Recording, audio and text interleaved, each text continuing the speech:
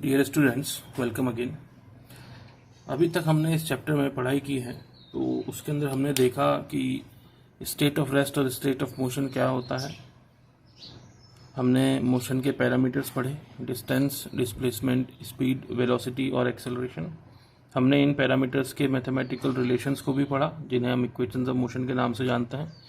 अगर हम रिकॉल करने की कोशिश करें तो हमारी फर्स्ट इक्वेशन थी v is equal to u plus a t, second was s is equal to ut plus half at square, and third was v square is equal to u square plus 2as। अब हम इन equations को इस्तेमाल करके motion की problems को solve करना शुरू करेंगे। शुरू करते हैं। हमारा क्वेश्चन नंबर 1 है, the velocity of a car increases from 5 metre per second to 17 metre per second in a period of 6 second, then the velocity reduces to 5 metre per second in a further period of 8 second. Calculate the acceleration and the retardation. आप लोग video pause करके एक बार question attempt कीजिए, फिर हम लोग discuss करते हैं। चलिए सॉल्व करते हैं। अगर हम इस क्वेश्चन की सिचुएशन को एनालाइज करना चाहें तो ये क्वेश्चन हमें कुछ ऐसा बता रहा है कि कार जब पोजीशन ए पे थी उस टाइम उसकी वेलोसिटी थी 5 मीटर पर सेकेंड। वहाँ से चलते हुए अगले 6 सेकंड में ये गाड़ी पोजीशन बी पे पहुंची है, जहां इसकी वेलोसिटी 17 मीटर पर सेकंड हो गई है, और अगले 8 सेकंड के अंदर जब गाड़ी आगे चली है तो पोजीशन सी पे पहुंची है, जहां इसकी वेलोसिटी फिर से 5 मीटर पर सेकंड हो गई है। हमें ये क्लियर दिख रहा है, while travelling between A and B the velocity of the object is change, मतलब there is definitely an acceleration. और जब गाड़ी पोजीशन बी से पोजीशन सी तक जा रही है तो फिर से उसकी स्पीड चेंज हो रही है, वेलोसिटी चेंज हो रही है, यानी कि यहाँ पे भी उसके पास कुछ ना कुछ एक्सेलरेशन है। अब इसी एक्सेलरेशन को हमें फाइंड आउट करना है। चलिए केस 1 हम सॉल्व करके देखते हैं। Case 1, while the object is moving between A and B. हमें यहाँ पे क्या क्या गिवन है? हमें गिवन है initial velocity 5 metre per second, final velocity 17 metre per second, and time हमें गिवन है 6 सेकेंड। हमें फाइंड आउट करना है acceleration using the formula for acceleration, that is a is equal to v minus u by t. It will give me 17 minus 5 by 6, that is 12 by 6। therefore my acceleration is 2 meter per second square, and this is answer for my first point. The second part of this question is case second, when the object is moving between point B and C। यहाँ पे हमें क्या given है? हमें question में given है initial velocity at position B, that is 17 metre per second, final velocity यानी velocity at position C, that is 5 metre per second, and the time जो कि बी और सी के पीरियड का टाइम है, दैट इज 8 सेकेंड। हमसे पूछा गया यहाँ का एक्सेलरेशन। फिर से हम एक्सेलरेशन का बेसिक फॉर्मूला यूज करेंगे, using a is equal to v minus u divided by t. It will be 5 minus 17 divided by 8, यानी कि minus 12 by 8। It will give me minus 1.5 metre per second square. अब आप एक चीज यहाँ पे note कीजिए कि ये जो एक्सेलरेशन था ये पॉजिटिव है, और ये जो एक्सेलरेशन था ये नेगेटिव है। मतलब यहाँ पे ऑब्जेक्ट की वेलोसिटी इंक्रीज हुई है और यहाँ पे ऑब्जेक्ट की वेलोसिटी डिक्रीज हुई है। इसका मतलब हमारा आंसर बिल्कुल सही है। चलिए स्टूडेंट्स, नेक्स्ट क्वेश्चन पे चलते हैं। हमारा अगला क्वेश्चन है, a car acquires a velocity of 72 kilometre per hour in 10 second starting from rest. Calculate the acceleration, the average velocity and the distance traveled in this time। ठीक है, आप video pause करके एक बार क्वेश्चन अटेम्प्ट कीजिए, फिर हम discuss करते हैं। चलिए शुरू करते हैं।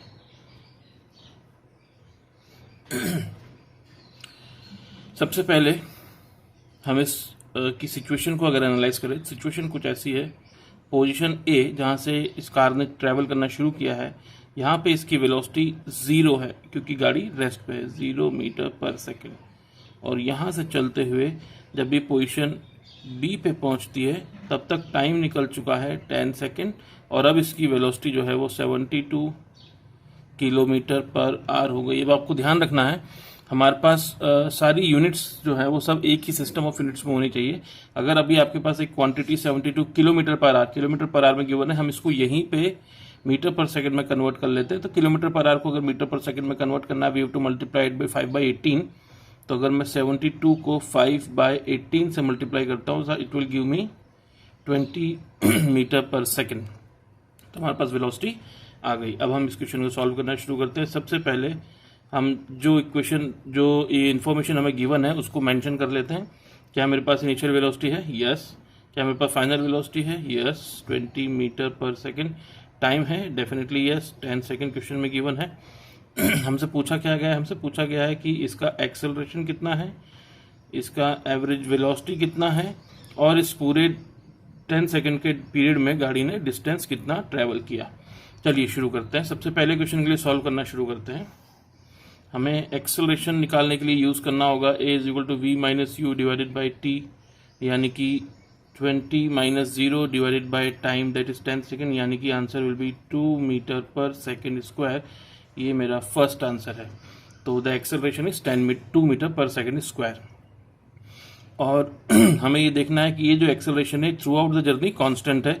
तो हमारा सेकंड पार्ट यहाँ से बहुत इजीली सॉल्व हो जाएगा। हम स्टडी कर चुके हैं कि फॉर एक्सेलरेशन अगर कांस्टेंट है किसी ऑब्जेक्ट का, तो उसकी जो एवरेज वेलोसिटी है वो सीधे सीधे u + v/2 हो जाती है। इसके हिसाब से अगर हम सॉल्व करें तो हमारा v एवरेज जो निकल के आएगा वो initial velocity 0 plus final velocity that is 20 divided by 2, यानी कि 10 मीटर पर सेकेंड आपका सेकेंड आंसर है, जो कि आपको एवरेज वेलोसिटी शो कर रहा है।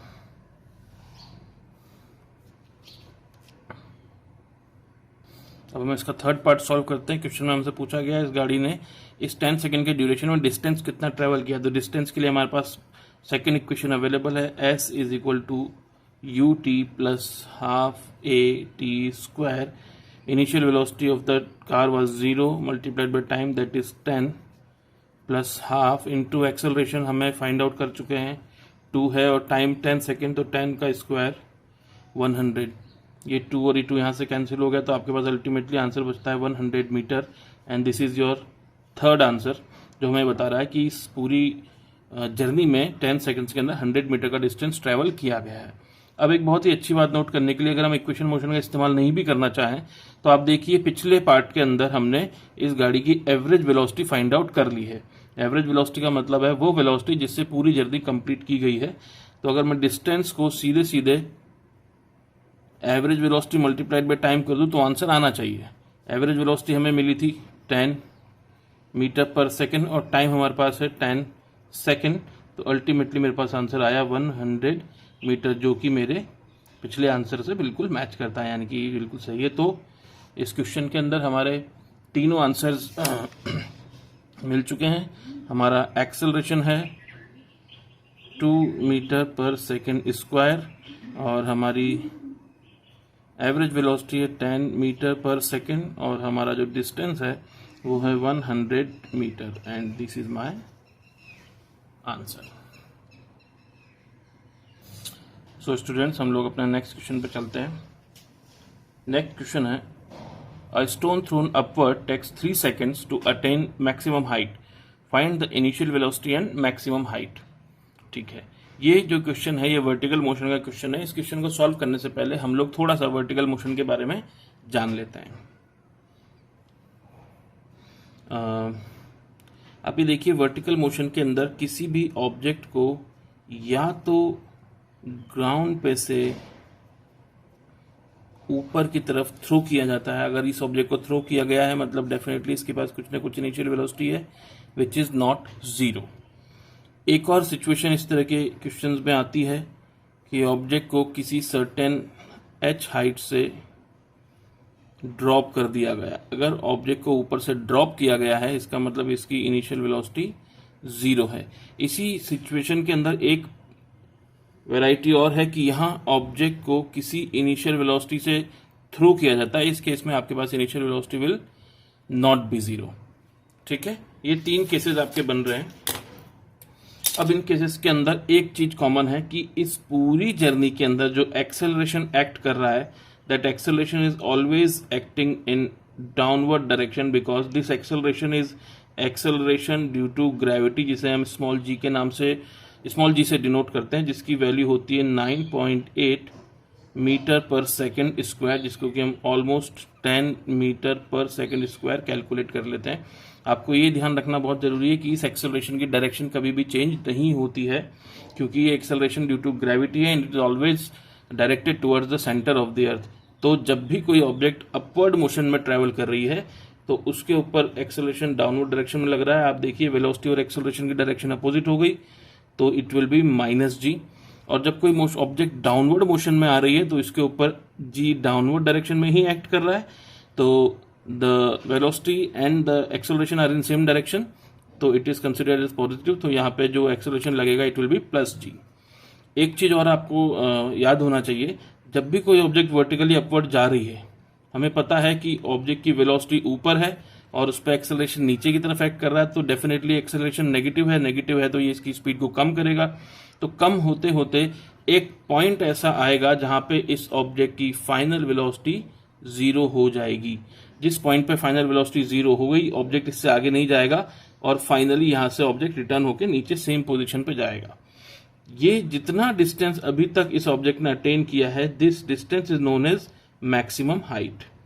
ठीक है, अपवर्ड डायरेक्शन का जो मोशन है इसे हम कहते हैं एसेंट, और डाउनवर्ड डायरेक्शन में जो मोशन है उसे हम कहते हैं डिसेंट। ऊपर जाने में जो टाइम लगा वो टाइम ऑफ एसेंट हो गया, नीचे आने में जो टाइम लगा वो टाइम ऑफ डिसेंट हो गया। और आप को ये हमेशा याद रखना है कि किसी भी ऑब्जेक्ट को जब ऊपर थ्रू किया जाए तो उसका टाइम ऑफ एसेंट और टाइम ऑफ डिसेंट हमेशा बराबर होता है, और अगर इन दोनों टाइम्स को ऐड कर दिया जाए तो जो टाइम बनता है उसे हम कहते हैं टाइम ऑफ फ्लाइट। ठीक है, अब हम क्वेश्चन पे चलते हैं। सॉल्यूशन। सबसे पहले इस सिचुएशन को हम लोग अगर स्टडी करना चाहें तो आप ये देखिए, सिचुएशन कुछ ऐसी है कि किसी स्टोन को ग्राउंड से अपवर्ड डायरेक्शन में फेंका गया है कुछ इनिशियल वेलोसिटी देके, जो हमें पता नहीं है।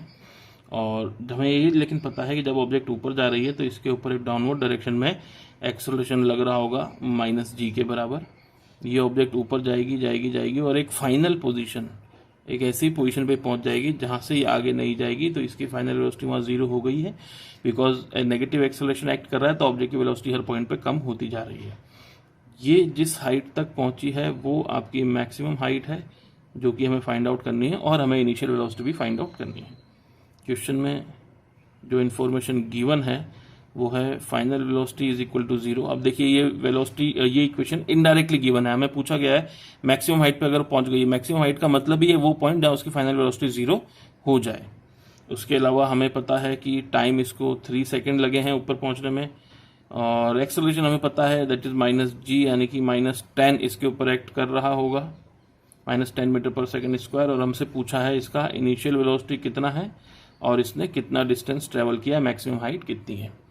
ठीक है, सबसे पहले हम लोग हमारे को u फाइंड आउट करना है। हमारे पास v है, a है, t है, तो हम लोग first equation of motion use कर सकते हैं बहुत आसानी से। v is equal to u plus at, v0 is equal to u, acceleration is -10 into t, तो I can say that -u is equal to -10 into 3 -u is equal to -30। Therefore initial velocity was 30 metre per second. ये हमारा first answer है। Second part solve करते हैं। हमें distance चाहिए, initial velocity हमारे पास आ गई, फाइनल वेलोसिटी हमारे पास आ गई, एक्सेलरेशन हमारे पास है। आप चाहें तो सेकंड इक्वेशन भी इस्तेमाल कर सकते हैं। हम थर्ड इक्वेशन यूज करके सॉल्व करते हैं using v square is equal to u square plus 2as।